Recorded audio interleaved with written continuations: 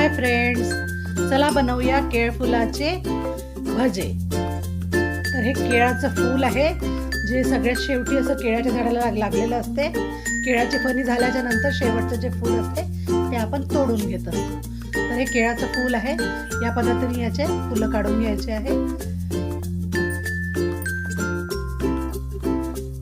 या पद्धतीने फुलं काढून घ्यायचे आहे आणि त्याच्या मधामध्ये जो असा कडक एक भाग असतो तो काढून टाकायचा आहे। बघा, हे या पद्धतीने असं फुलाच्या आतमधलं काढून घ्यायचं आहे आणि सर्व फुलं आपण याच पद्धतीने साफ करून घ्यायचे आहे। पुन्हा एकदा करून दाखवते। हा जो भाग असतो तो खायचा नसतो, तो काढून टाकायचा असतो। तर या पद्धतीने फुलं साफ केलेले आहे आणि जो भाग उरलेला असतो तो कोवळाच असतो। तर त्याला आता आपण असं छान बारीक चिरून घ्यायचं आहे। या पद्धतीने अगदी बारीक असं चिरून घ्यायचं आहे।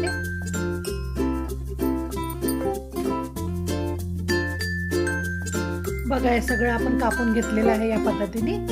तर याला आता आपण उकळून घेऊया। तर एका गंजात पाणी घेतलेलं आहे आणि त्यामध्ये आपण हे सर्व फुलं टाकून घ्यायचे आहे आणि थोडंसं आपण याच्यामध्ये मीठ टाकायचं आहे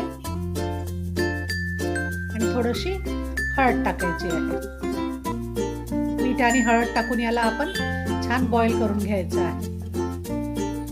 छान एक उकळी आली की आपण आता याला गॅस बंद करून द्यायचा। या पद्धतीने उकळून घ्यायचं, गॅस बंद करायचा आणि थंड होऊ द्यायचं आहे। थंड झाल्याच्या नंतर आपण आता हे एका याच्यात काढून घ्यायचं ज्याच्यात आपल्याला भिजवायचं आहे। तर फुलं काढून घेत आहे पाण्यातून आणि पाणी टाकून द्यायचं आणि जेवढे फुलं आहेत त्या फुलांचे आपण आता भजे बनवायचे आहे। तर त्यासाठी बारीक चिरलेला कांदा, कोथिंबीर टाकलेली आहे, थोड्याशा हिरव्या मिरच्या टाकलेल्या आहे, थोडासा कढीपत्ता टाकायचा आहे आणि चवीनुसार थोडंसं तिखट, मीठ आणि हळद टाकायचं आहे। आपल्याला जेवढं आवश्यक आहे त्या हिशोबाने, आपले फुलं जेवढे आहेत त्या हिशोबाने टाकून तिखट, मीठ, हळद टाकून घ्यायचं आहे। थोडंसं ओवा टाकला आहे, थोडंसं हिंग टाकत आहे।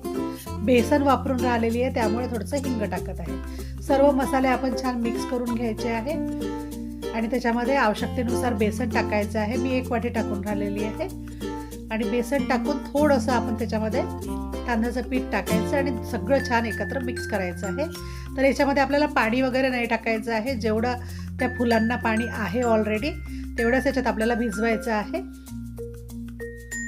छान मिक्स करून घ्यायचं आहे त्याच्यामध्येच आणि थोडंसं आपण याच्यामध्ये गरम तेल टाकायचं आहे, अगदी थोडंसं, आणि मिक्स करून घ्यायचं आहे। भिजवल्याच्या नंतर आपण याच्यामध्ये गरम तेल टाकलेलं आहे, तुम्ही अगोदरही टाकू शकता आणि या पद्धतीने मिक्स करून घ्यायचं। एका साईडला मी तेल गरम व्हायला ठेवलेलं आहे आणि आता लगेचच आता भजे बनवायला सुरुवात करून घेऊया। या पद्धतीने छोटे छोटे भजे टाकून घ्यायचे आहे आणि छान कुरकुरीत असे हे तळून घ्यायचे आहे।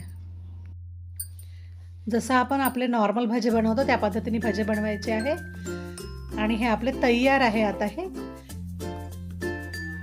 तर आता आपण याला एका प्लेटमध्ये काढून घेऊया। बनाना फ्लावरचे भजे तयार आहे, खूप मस्त लागतात, नक्की ट्राय करा।